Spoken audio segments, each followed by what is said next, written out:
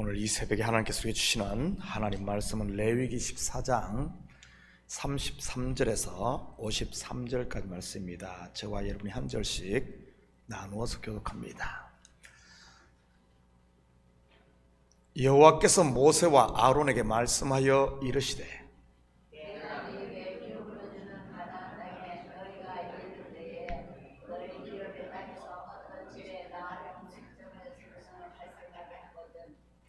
그 집 주인은 제사장에 가서 말하여 알리기를 무슨 색점이 집에 생겼다 할 것이요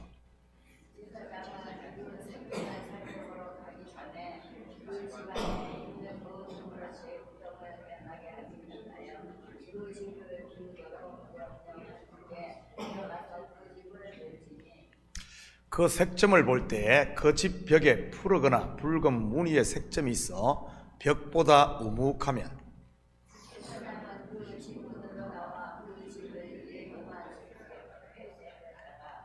이래 만에 또 가서 살펴볼 것이요 그 색점이 벽에 퍼졌으면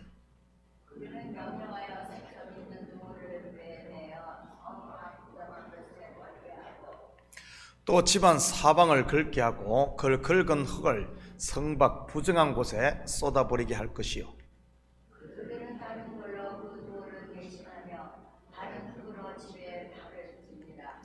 돌을 빼내며 집을 긁고 고쳐 바른 후에 색점이 집에 재발하면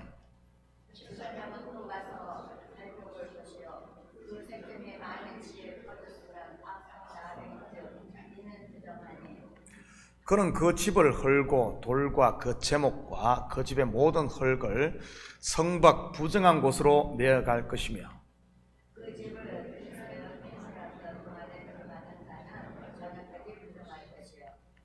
그 집에서 자는 자는 그의 옷을 빨 것이요 그 집에서 먹는 자도 그의 옷을 빨 것이니라.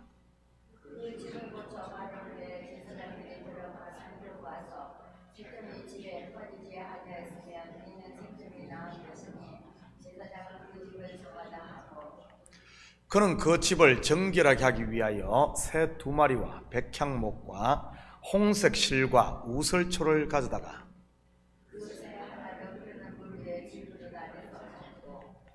백향목과 우슬초와 홍색 실과 살아있는 새를 가져다가 잡은 새의 피와 흐르는 물을 찍어 그 집에 7번 뿌릴 것이요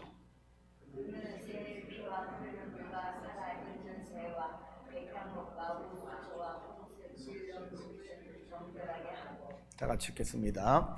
그 살아있는 새는 성박들에 놓아주고 그 집을 위하여 속죄할 것이라. 그러면 정결하리라. 아멘. 좋은 아침입니다. 오늘 본문은 사람의 몸이 아닌 가옥에 생긴 나병에 대한 규례입니다. 요즘으로 말한다면 이것은 나병이라기보다는 곰팡이인 것이고요. 그렇다면 왜 하나님께서는 집안 벽에 있는 곰팡이까지 세부적으로 정결법을 제정해서 지키라고 하신 것이겠습니까? 곰팡이가 인체에 치명적인 악영향을 끼쳤을까요? 그것은 아닙니다. 그것은 먹는 것, 입는 것, 그리고 주거하는 것, 즉 우리의 일상을 통해 정한 것과 부정한 것을 구별함으로 성도의 삶이 어떠해야 함을 보여주는 것이라고 할 수 있습니다. 내가 거룩하니 너희도 거룩하라는 명령처럼 말이지요. 그리고 성도라는 말 자체가 구별된 사람이라는 뜻이고요. 이것은 또한 섭한 곳에 나병 곧 곰팡이가 생기듯 죄 또한 마찬가지라는 사실을 우리에게 알려주는 것입니다. 왜냐하면 인생은 죄 가운데 태어났기 때문에 그늘진 어둠에 있게 되면 곰팡이처럼 죄에 쉽게 물든다는 그런 의미지요. 옛 어른들이 지은 시조에도 그런 말이 있지 않습니까? 까마귀 노는 곳에 백로야 가지 마라. 희고 흰 것에 검은 때 묻힐세라. 진실로 검은 때 묻히면 씻을 길 없으리라 말이지. 그래서 시편 1편에서도 복 있는 사람을 정의하며 복 있는 사람은 악인의 꾀를 쫓지 아니하며 죄인의 길에 서지 아니하며 오만한 자의 자리에 앉지 않는다고 했던 것이고요. 몸에 생긴 나병과 같이 가옥에 생긴 나병 곧 곰팡이 또한 건축이나 청소하는 사람이 아닌 제사장이 판별하는 것을 통해 이 또한 죄와 연결되어 있음을 알 수 있습니다. 오늘 본문을 같이 보도록 합니다. 34절 35절입니다. 내가 내게 기업으로 주는 가나안 땅에 너희가 이를 때 너희 기업의 땅에서 어떤 집에 나병 색점을 발생하게 하거든 그 집 주인은 제사장에게 가서 알리기를 무슨 색점이 이 집에 생겼다 할 것이요. 먼저 가옥에 푸르거나 붉은 무늬의 색점이 발견되면 집주인은 바로 제사장에게 그 사실을 알려야 했습니다. 그리고 제사장은 그 가옥의 나병, 발병 여부를 주의 깊게 조사를 해야 했고요. 이것은 영적으로 무엇을 말하는 것이겠습니까? 야고보서 5장 14절에서 16절입니다. 너희 중에 병든 자가 있느냐? 그는 교회 장로들을 청할 것이요. 여기서 말하는 장로는 목사를 말합니다. 그들은 주의 이름으로 기름을 바르며 그를 위하여 기도할지니 믿음의 기도는 병든 자를 구원하리니 주께서 그를 일으키시리라. 혹시 죄를 범하였을지라도 사심을 받으리라. 그러므로 너희 죄를 서로 고백하며 병이 낫기를 위하여 서로 기도하라. 의인의 강구는 역사하는 힘이 큼이니라. 여기서 말하는 병이 육신의 병만을 말하는 것일까요? 아닙니다. 마음의 병, 곧 시험까지를 포함하는 것이지요. 여러분은 몸에 이상이 있으면 어떻게 합니까? 자가 진단을 해서 자가 처방을 합니까? 아니면 전문가인 의사를 찾아갑니까? 당연히 의사를 찾아갈 것입니다. 마찬가지로 영적인 갈등이나 시험이 있으면 어떻게 해야 되겠습니까? 당연히 교회의 목사를 찾아가야 하는 것입니다. 제가 처음 개척을 했던 20여 년 전만 해도 성도들이 교회에서 어떤 어려움이 있다든지 시험이 있으면 찾아오곤 했지요. 그런데 요즘은 많은 성도들이 인터넷 때문인지 혼자 고민하다가 혼자 결정하고 그런 경우가 많아요. 그래서 목사에게는 그냥 인사차 통보만 합니다. 목사님 저 교회 떠납니다. 그러니 병이 치유되겠어요? 치유되는 것이 아니라 이 속에 품고 다니는 거죠. 여러분 교회를 옮긴다고 해서 금방 그것이 해결이 될까요? 아닙니다. 속에 그대로 남아있는 겁니다. 그러다 보니 이 교회 저 교회 옮기다가 철새 신앙인이 되고 마는 것이지. 문제는 풀라고 있는 것 아니겠어요? 병은 치료하라고 있는 것이고요. 마찬가지로 죄 또한 은혜가 무엇인지 우리에게 알려주기 위해 하나님께서 우리 인생들에게 허락한 겁니다. 죄가 있는 곳에 죄가 없으면 어떻게 우리가 은혜를 알겠어요? 죄가 없으면 은혜를 알 길이 없습니다. 그래서 이 죄를 허락하는 겁니다. 그러면 그 죄를 십자가에서 풀어내면은 오히려 더 은혜의 세계를 깊이 들어가는데 그걸 풀지 않고 이게 품고 있으면은 그리고 그것을 계속 피해만 다닌다면 어떻게 해요?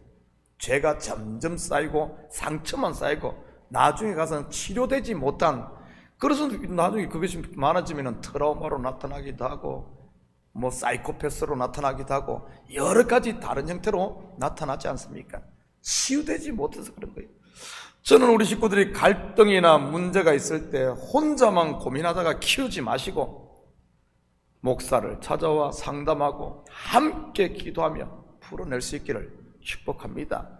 상담을 하다 보면 정말 아무것도 아닌 것을 가지고 중내 산에 교회를 옮기네 하는 분들이 많아요.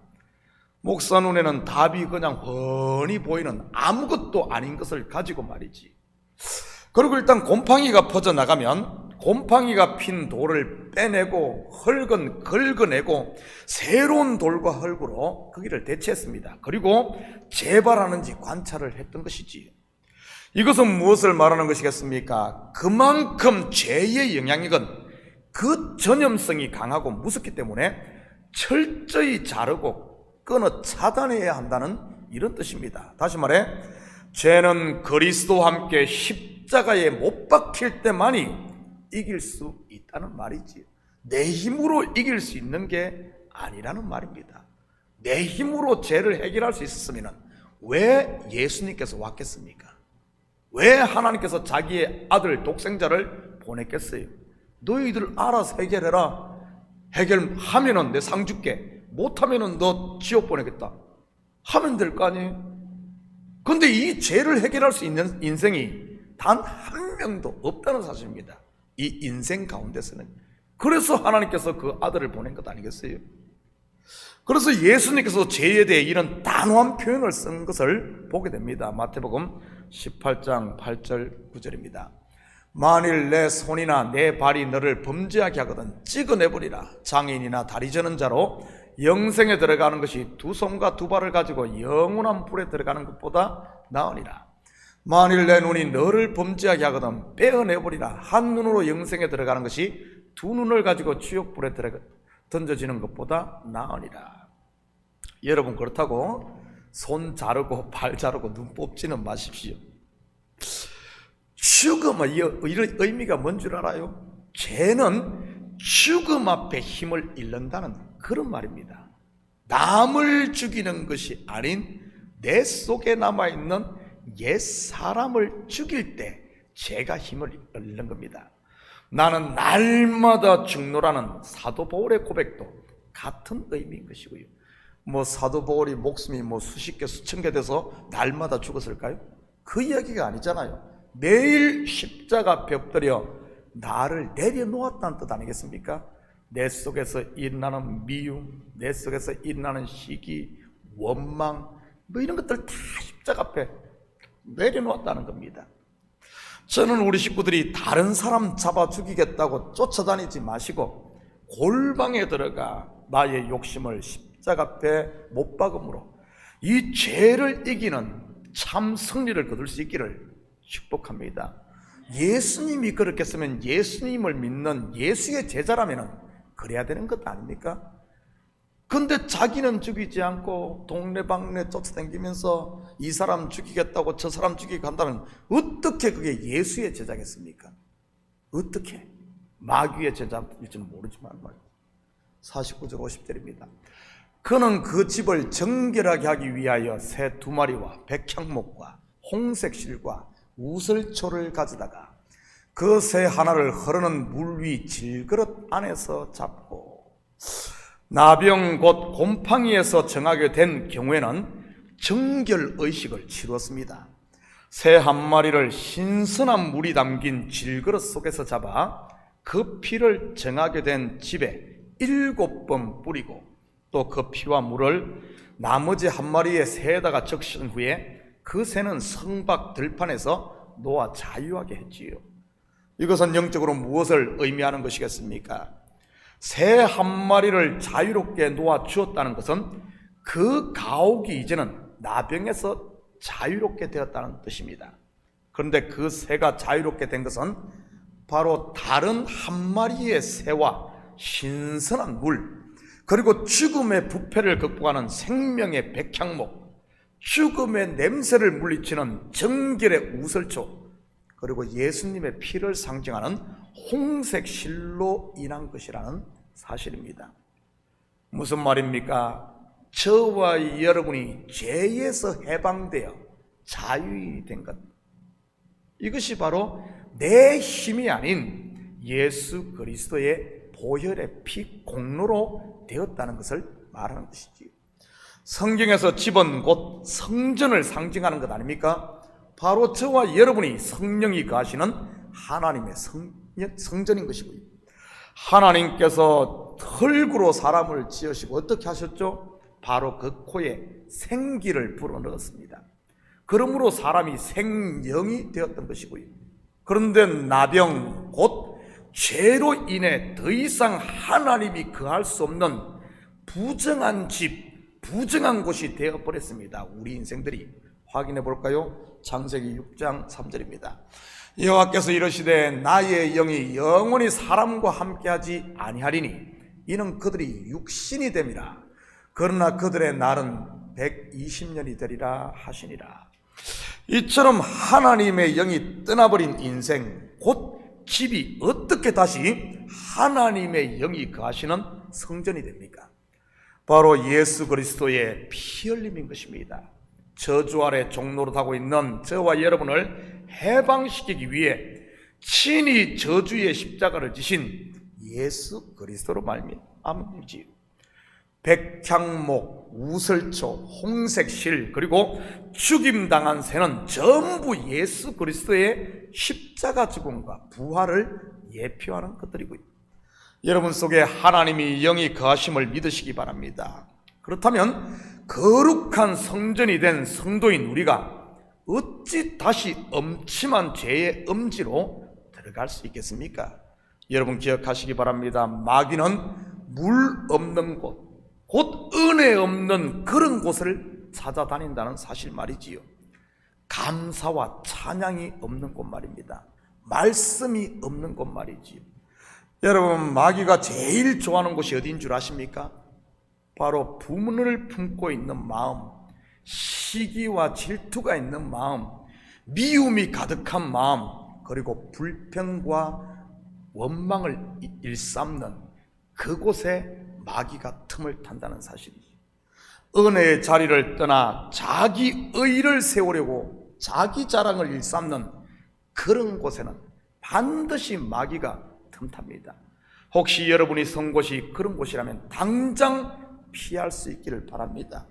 요셉이 보디발의 아내에게서 그 돛을 벗어두고 도망쳤듯이 말이지, 그게 살 길입니다. 제 아무리 좋은 집이라 할지라도 습하면 곰팡이가 피듯 나병이 생기듯 성도가 은혜의 자리를 떠나면 바로 마귀가 침구하자고 찾아오는 법이시지요. 사랑하는 성도 여러분, 오늘 하루도 저와 여러분은 예수 그리스도의 보혈의 피로 말미암아 거룩하게 된 성도임을 기억하시고 악인의 꾀와 죄인의 길, 그리고 오만한 자의 자리는 피하고 성령의 소리를 듣는 의인의 자리에 서므로 나를 내려놓고 성령이 거하시는 하나님의 성전으로 우리 함께 지어져가는 이런 복된 하루가 되시기를 예수님의 이름으로 축복합니다. 같이 기도하십시다. 사랑의 아버지 하나님, 참으로 감사를 드립니다. 저희들을 성전 삼으시고 이제는 아버지 하나님 세상과 구별된 거룩한 성도로 아버지 하나님 우리를 세웠건만 우리는 여전히 자꾸 엄지를 찾아들며 아버지 하나님 참 곰팡이가 좋아하는, 나등이 좋아하는 이런 곳 찾지는 않은지 우리 자신을 살피게 하시고, 우리 속에 그런 것들이 있다면 이제는 십자가 앞에 다 내려놓고 빛 가운데 감으로 말미암아 이런 아버지 하나님 죄들이 얼씬 못하게 주님 도와주시옵소서. 그래야 아버지 하나님 빛의 자녀답게 우리 입에서는 아버지 하나님 하나님을 자랑하며 주님께서 우리에게 행하신 이 놀라운 아버지 하나님 복음의 일들을 선포하며 나아가는 저희들 되게 하시고, 우리 속에 남을 정죄하거나 미워하거나 시기하거나 불평하는 이런 것들은 이제는 입 밖에 나오지 않도록 아버지 하나님 우리의 삶이 온전히 빛 가운데 살게 도와주시옵소서. 그래야 오늘 하루도 성령의 열매들을 주렁주렁 맺어 하나님께 기쁨이 되고 행복한 하루 삶이 될 수 있도록 도와주시옵소서. 감사드리며 예수님의 이름으로 기도드립니다. 아멘.